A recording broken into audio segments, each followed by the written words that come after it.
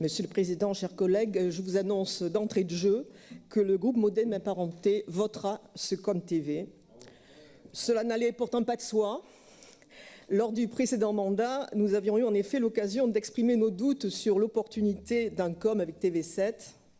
Outre les risques que ce conventionnement avec un éditeur unique nous semblait faire peser sur l'indépendance de la ligne éditoriale, nous avions pointé aussi la diffusion très limitée de cette télévision qui était de fait plus locale, essentiellement bordelaise, que régionale, la couverture par Internet étant à l'époque très théorique pour les autres territoires. Mais avec ce nouveau com, le paysage télévisuel régional a changé. Aujourd'hui, nous disposons d'une offre pluraliste avec 4 acteurs, et 4 acteurs qui sont complémentaires, comme vient de le dire Mathieu, public, privé, diffusion par box et ou TNT, généraliste, régionaliste. De plus, ils s'engagent dans une logique de mutualisation de certains programmes, ce qui signifie coopération, mais aussi réduction des coûts de production. Enfin, ce sont des éditeurs attentifs à une approche territorialisée des programmes, comme en témoigne leur grille. Valoriser nos territoires, les rendre visibles, c'est une démarche que notre groupe ne peut qu'approuver. Au total, une offre de qualité de la part des 4 candidats retenus, et je peux en témoigner, aucune complaisance de la part des membres du comité de suivi qui les ont auditionnés.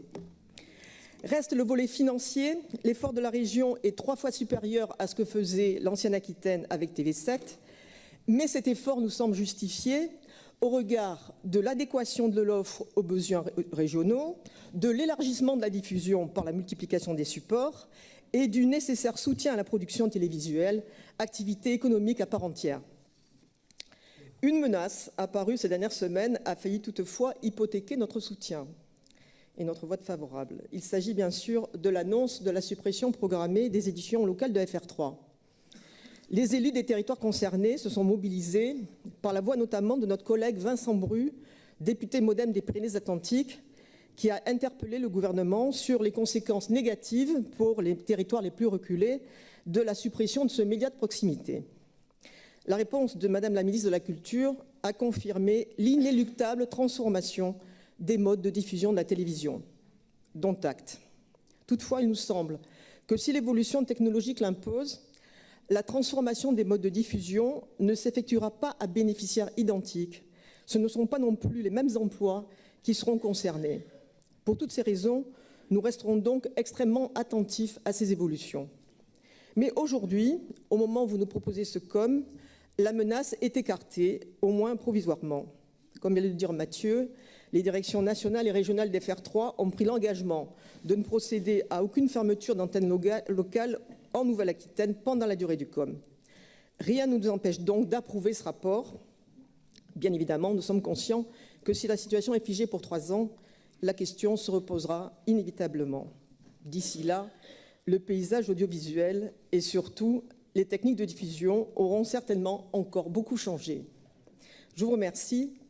Mais Monsieur le Président, si j'en ai terminé avec mon intervention, je vous demande l'autorisation de lire un message de Nathalie Delattre, qui n'a pas pu rester ce soir et qui souhaite que son vote favorable soit pris en considération. Si vous m'autorisez, je peux poursuivre. Donc ce ne sont pas mes mots, ce sont les mots de Nathalie.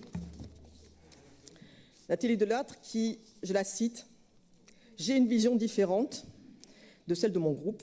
Donc elle vote seule pour ce com. Car je suis pleinement impliquée dans le groupe de travail qui a été mené de main de maître par Mathieu Azoir. Je dépasse la vision politicienne du dossier car les émissions politiques ne sont pas couvertes par ce com. Il n'y a là que la promotion de notre région. Pour preuve, j'ai pu rencontrer Thierry Guillemot de TV7 pour lui demander des émissions mettant en valeur l'Europe, Europe qui sauve notre patrimoine ou qui éveille nos jeunes. Ce souhait est désormais réalisé. Et puis derrière ce travail, c'est la découverte d'une filière. Nous avons de beaux outils en région, Octélé, que je vous engage à découvrir, dit-elle, TV7, qui ne demande qu'à se développer vers Poitiers et Limoges, malgré les résistances du CSA. C'est une très bonne télé, il faut se féliciter qu'elle soit encore là, contrairement aux télés de Poitiers et Limoges. FR3, qui grâce à ce com, va sauver nos locales.